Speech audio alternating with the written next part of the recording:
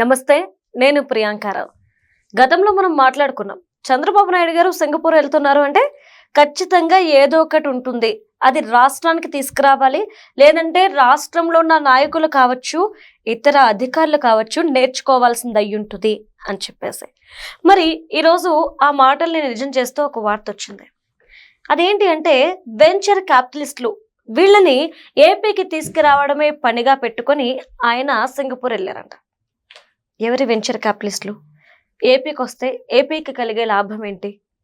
చంద్రబాబు నాయుడు గారు ఇలా ఎక్కడికి వెళ్ళినా కొత్త కొత్త పదాలు, కొత్త కొత్తవి అన్ని వింటూ వస్తున్నాం కాబట్టి ఆ విధానం ఏంటో వాళ్ళేంటో తెలుసుకుందాం. మనతో పాటు సీనియర్ జర్నలిస్ట్ శేషరావు గారు ఉన్నారు, ఆయన అడుగుతాం. నమస్కారం సార్.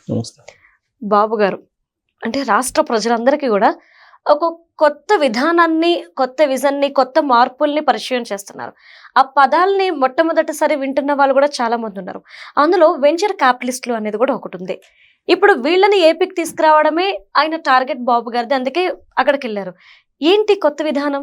ఇప్పుడు ఆయన ఏం చెప్తున్నారు? ప్రతి ఇంట్లో ఒక పారిశ్రామికత ఉండాలి అని అన్నారు.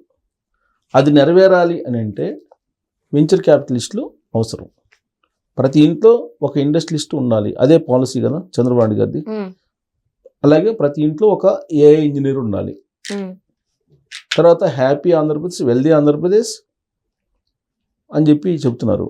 Healthy Andhra Pradesh, healthy, wealthy, happy Andhra Pradesh, ఇది ఆయన కాన్సెప్ట్ ఆంధ్రప్రదేశ్ మీద. సరే, ఆయన సింగపూర్ అంటే లైక్ చేస్తుంటారు బాగా. ఎందుకనంటే సింగపూర్ అనేది ప్రపంచంలోనే ఒక మోడల్ కంట్రీ అనుకోవచ్చు. చాలామంది బిజినెస్ పీపుల్ చెప్తూ ఉంటారు. అంటే నాకు బిజినెస్లో అంత ప్రవేశం లేకపోయినప్పటికీ నా ఫ్రెండ్స్ ఉన్నారు. వాళ్ళు చెప్పే మాట ఏంటంటే అమెరికాలో లేని కంపెనీలు కూడా సింగపూర్లో ఉంటాయంట.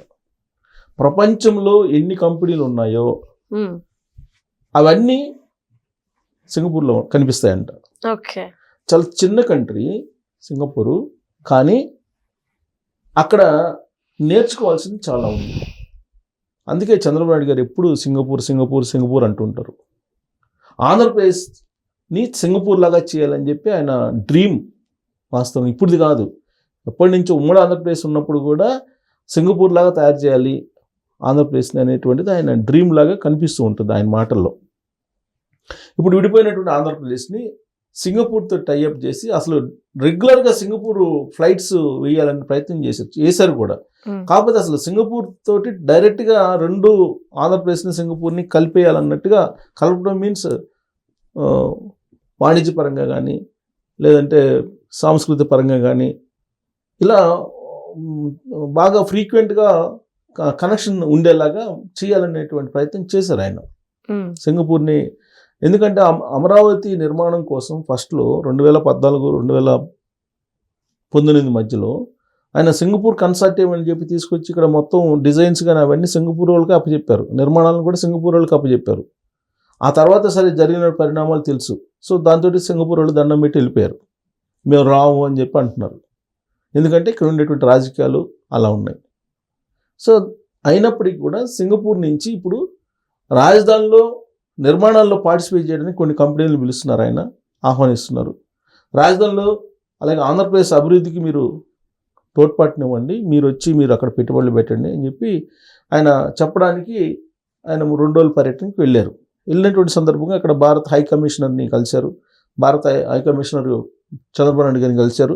ఆయన సమక్షంలోనే వెంచర్ క్యాపిటలిస్టులు, ఈ వెంచర్ క్యాపిటలిస్టులతోటి ఆయన సమావేశం అయ్యారు. భారత హై కమిషనర్ కూడా ఉన్నారు. ఏంటి వెంచర్ క్యాపిటలిస్టులు? అసలు వాళ్ళకి స్పెషాలిటీ ఏంటి అని అంటే వాళ్ళు క్రియేటర్స్. స్టార్టప్ కంపెనీలు పెట్టి వాళ్ళు క్రియేట్ చేసేటువంటి. ఉదాహరణకి అర్థమయ్యేటట్టు చెప్పాలంటే మీకు గూగుల్ కానీ, ఫేస్బుక్ కానీ, స్విగ్గీ కానీ ఇవి వెంచర్ క్యాపిటలిస్టులు తయారు చేసినటువంటి కంపెనీలే. ఆ తర్వాత ఐపీఓకి వెళ్ళాయి, అంటే పబ్లిక్ ఇష్యూకి వెళ్ళాయి. సో కాబట్టి వెంచర్ క్యాపిటలిస్టులు అంత ఇంపార్టెంట్, ఇన్నోవేటివ్గా ఆలోచిస్తారు. కొత్తగా యూనివర్సిటీ నుంచి బయటకు వచ్చి చదువుకున్నటువంటి వాళ్ళు కొంత ఫండ్ని పూల్ చేస్తారు, ధనవంతుల నుంచి లేదంటే కొన్ని కంపెనీల నుంచి, ఇట్లా రకరకాలుగా పూల్ చేస్తారు. కొంత ఫండ్ని పూల్ చేసి ఈ ఫండ్ తోటి స్టార్టప్ కంపెనీ స్టార్ట్ చేస్తారు. స్టార్ట్ చేసి అది లాభాల బాట పట్టింది అనుకోండి, అప్పుడు పబ్లిక్ ఇష్యూకి నెక్స్ట్ లెవెల్కి వెళ్ళిపోతారు. అంటే రూపాయి పెట్టుబడి పెడితే కొన్ని రెట్లు లాభం వస్తుంది. రూపాయి పెడితే కొన్ని రెట్లు, అది మనం ఊహించలేం. ఉదాహరణకు ఎలన్ మాస్క్ ఉన్నాడు. ఎలన్ మాస్క్ స్పేస్ ఎక్స్ ఇప్పుడు ఆయన ఐపీఓకి వెళ్ళారు, అంటే పబ్లిక్ ఇష్యూకి వెళ్ళారు. పబ్లిక్ ఇష్యూకి వెళ్తే ఎంతకు పోయింది ఇప్పుడు ఆయనది షేరు? ఊహించినటువంటి విధంగా పోయింది. సో అలాగే చాలా స్టార్టప్ కంపెనీలు, ఈ వెంచర్ క్యాపిటలిస్టులు స్టార్టప్ కంపెనీలు స్టార్ట్ చేసి సక్సెస్ స్టోరీలు చాలా ఉన్నాయి. సరే, ఫెయిల్యూర్ స్టోరీలు కూడా ఉన్నాయి. అన్ని సక్సెస్లు అని చెప్పలేము, ఫెయిల్యూర్ కూడా ఉన్నాయి. కాకపోతే ఇప్పుడు ఆంధ్రప్రదేశ్కి వెంచర్ క్యాపిటలిస్టులు అవసరం ఉంది. కార్పొరేట్ సంస్థలతో పాటు వెంచర్ క్యాపిటలిస్టులు అవసరం ఉంది. ఎందుకు? ప్రధానంగా ఇప్పుడు ఆంధ్రప్రదేశ్ అనేది ఇప్పుడు కొత్తగా ఏర్పడినటువంటి రాష్ట్రం, పేరు పాతదైనప్పుడు కూడా. తెలంగాణనేమో పాత రాష్ట్రం, పేరేమో కొత్తది తెలంగాణ అనేది. ఆంధ్రప్రదేశ్ ఏమో పేరు పాతది, రాష్ట్రం కొత్తది. సో కాబట్టి కొత్తగా రాష్ట్రం ఏర్పడింది, అక్కడ అభివృద్ధి కార్యక్రమాలు జరుగుతున్నాయి. ఇలాంటి సందర్భంలో వెంచర్ క్యాపిటలిస్ట్ వస్తే కనుక ఇన్నోవేటివ్ ఎక్కువ ఉంటుంది అక్కడ. ప్రధానంగా ఏంటి, చంద్రబాబు నాయుడు గారు వెంచర్ క్యాపిటలిస్టులతో సమావేశం అయినప్పుడు ఆయన చెప్పింది ఏంటంటే, ఆంధ్రప్రదేశ్లో క్వాంటమ్ టెక్నాలజీ వస్తుంది, దానికి సంబంధించినటువంటి మౌలిక సదుపాయాలు కల్పించాము. అలాగే గ్రీన్ ఎనర్జీ సంబంధించినటువంటి పాలసీలు తయారు చేసాము. మీకు స్పీడప్ డూయింగ్ బిజినెస్ పాలసీలు ఉన్నాయి.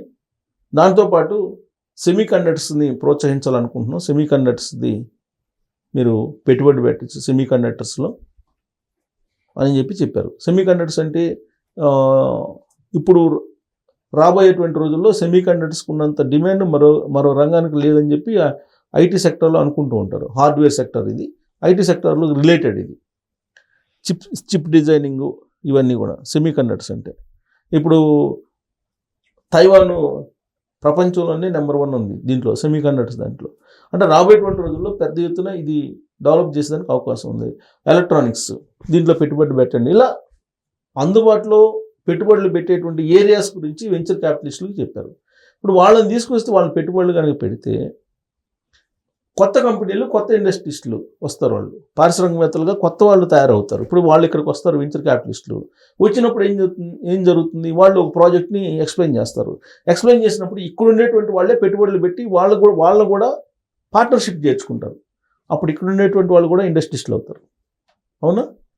సో ఆ కార్పొరేట్ కంపెనీలకు ఇచ్చారనుకోండి, వాళ్ళకి అవసరం లేదు. వాళ్ళని ఎవరు దగ్గర నుంచి వాటా ఇచ్చి వాళ్ళు కంపెనీలో భాగస్వామి ఎవరు. అదే స్టార్టప్ కంపెనీలు అయితే ఇక్కడికి వచ్చిన తర్వాత ఇక్కడ ఎంతో కొంత పెట్టుబడి పెట్టేవాళ్ళు ఉంటే కనుక ఇండస్ట్రీస్టులు అయ్యే అవకాశం ఉంది ఇక్కడ వాళ్ళు కూడా. అందువల్ల వెంచర్ క్యాపిటలిస్టులని ఆయన రావాలి అని చెప్పి ఆహ్వానిస్తున్నారు. ఆంధ్రప్రదేశ్కి ఉన్నటువంటి ఏవైతే ఏరియాల్లో ఈ వెంచర్ క్యాపిటలిస్టులు పెట్టుబడి పెట్టచ్చు అనే దాని మీద ఆయన ఎక్స్ప్లెయిన్ చేస్తారు వాళ్ళకి. సో దీంతో పాటు సిఐఏ సమావేశం ఉంది, అంటే ఆ పారిశ్రామికవేత్తల సమావేశం ఉంది. జనరల్గా అది ఏ దేశానికి వెళ్ళినా కానీ మీరు రండి, పెట్టుబడులు పెట్టండి, మీకు భూములు కావాలి ఇస్తాం, వాటర్ కావాలి ఇస్తాం, ఎలక్ట్రిసిటీ 24/7 ఎలక్ట్రిసిటీ ఉంటుంది, ఆంధ్రప్రదేశ్ కొత్తగా ఏర్పడింది, ఓడరేవులు ఉన్నాయి, ఇలా మౌలిక సదుపాయాలను డెవలప్ చేస్తే మీరు వచ్చి పెట్టుబడులు పెట్టండి అని చెప్పి ఆయన పాలసీలన్నీ ఎక్స్ప్లెయిన్ చేస్తారు. బట్ వెంచర్ క్యాపిటలిస్టుల మీద ఎక్కువ కాన్సన్ట్రేషన్ చేశారు. ఎందుకు కాన్సన్ట్రేషన్ చేశారంటే 1 ఫ్యామిలీ 1 ఇండస్ట్రియలిస్ట్ అనేటువంటి స్లోగన్ ఏదైతే ఉందో దాన్ని సాకారం చేసేదానికి వెంచర్ క్యాపిటలిస్టులని ఆయన ఆహ్వానిస్తున్నారు. వాళ్ళు కనుక వస్తే డెఫినెట్గా ఆల్రెడీ ఇన్నోవేటివ్ హబ్ అనేది ఒకటి ఉంది.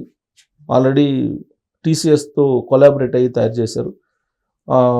అక్కడ క్రియేటివిటీ, కొత్త ప్రాజెక్ట్స్, కొత్త ప్రోడక్ట్స్ తయారు చేయటం ఎలా, అడ్వాన్స్డ్ టెక్నాలజీలో ఎలా వెళ్ళాలి, ఇవన్నీ కూడా ఈ కొత్తగా వచ్చేటువంటి జనరేషన్ జెన్ జెడ్ని ఆకర్షించడానికి చేస్తున్నటువంటి ప్రయత్నం ఈ సింగపూర్ టూర్.